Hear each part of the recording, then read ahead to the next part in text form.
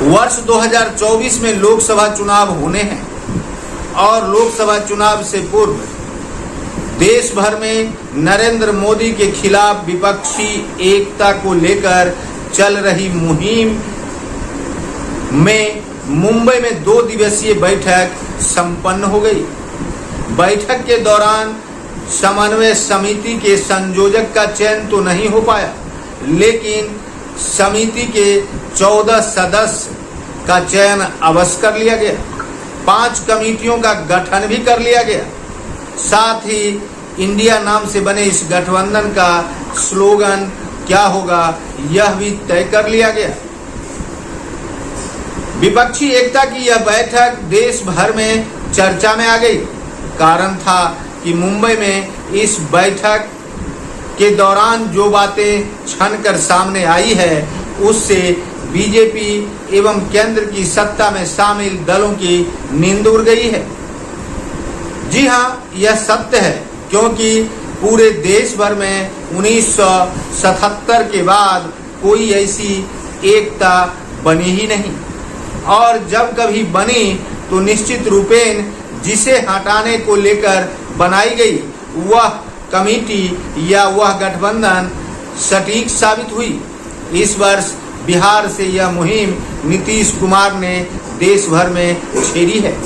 और मुंबई में 2 दिवसीय बैठक के दौरान इंडिया से जुड़े विपक्षी एकता की जो बैठक हुई उसमें जिन कमेटी का गठन किया गया उसमें समन्वय समिति मुख्य रूप से शामिल है। समन्वय समिति के सदस्यों के रूप में जिन 14 सदस्यों का नाम इसमें दर्ज कराया गया है और कमेटी में शामिल किया गया है उसमें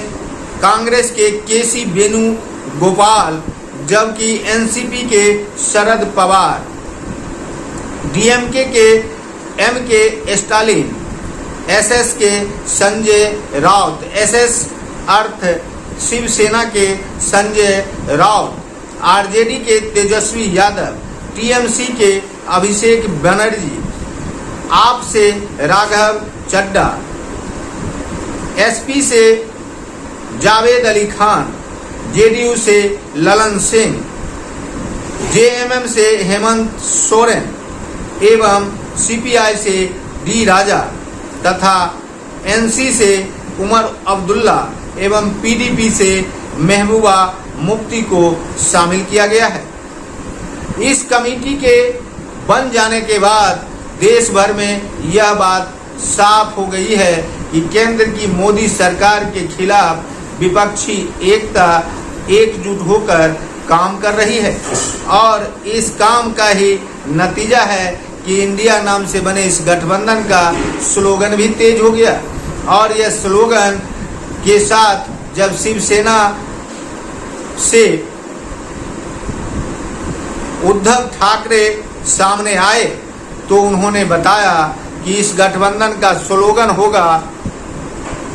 जुड़ेगा भारत जीतेगा इंडिया, और इस स्लोगन के साथ इंडिया केंद्र की मोदी सरकार को उखाड़ फेंकेगी। इस घोषणा के साथ विपक्षी एकता के जुड़े जो नेता मुंबई पहुंचे थे उन्होंने एक दूसरे को सहयोग करने की बात कही है।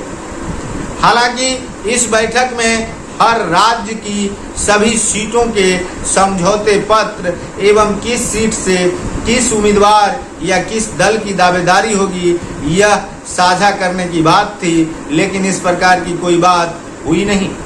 और इसे तत्काल टाल दिया गया। साथ ही यह भी तय किया गया कि अगली बैठक में इस बात पर भी राज्यवार दलों के हैसियत के हिसाब से एवं विगत चुनाव की रणनीति के हिसाब से इस पर भी अमल किया जाएगा और सीटों के बारे में भी तय कर लिए जाएंगे। बता दें कि संयोजक के रूप में 2 नाम चल रहे थे, जिसमें एक नाम नीतीश कुमार और दूसरा नाम मल्लिकार्जुन खड़गे का था, लेकिन संयोजक के पद को यह कहते हुए टाल दिया गया कि अभी इसकी कोई ज़रूरत नहीं है। 14 सदस्यीय जो कमेटी बनाई गई है उस कमेटी के जिम्मे यह बागडोर दी गई है कि वह अपने अपने क्षेत्रों में इसको लेकर इंडिया की मजबूती को लेकर अभियान चलाएंगे और यह भी तय करेंगे कि किस राज्य में किस दल को कितनी सीटों पर लड़ना चाहिए और कौन सा दल किस उम्मीदवार के लिए मजबूत साबित होगा। इसे तय करने के लिए एक समन्वय समिति बनी है। इसके अलावा 5 अन्य कमेटियां बनाई गई है, जिसमें वर्किंग कमेटी भी शामिल है। इंडिया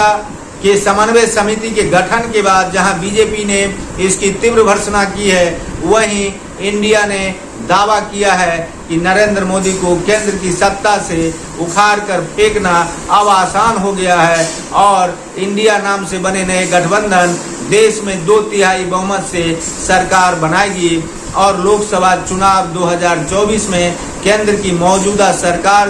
की नीतियों के खिलाफ इस प्रकार का अभियान चलाएगी कि जनता मोदी के खिलाफ हो जाएगी। देखना है कि इंडिया गठबंधन से जुड़े नेताओं का यह दावा 2024 में कितना सटीक बैठता है और चुनाव आने तक इसकी सरगर्मी किस प्रकार से बनी रहती है। तब तक देखते रहिए संजीवनी बिहार और पाते रहिए नई नई जानकारियां। हम हैं संजीव कुमार सिंह और आप देख रहे हैं संजीवनी बिहार।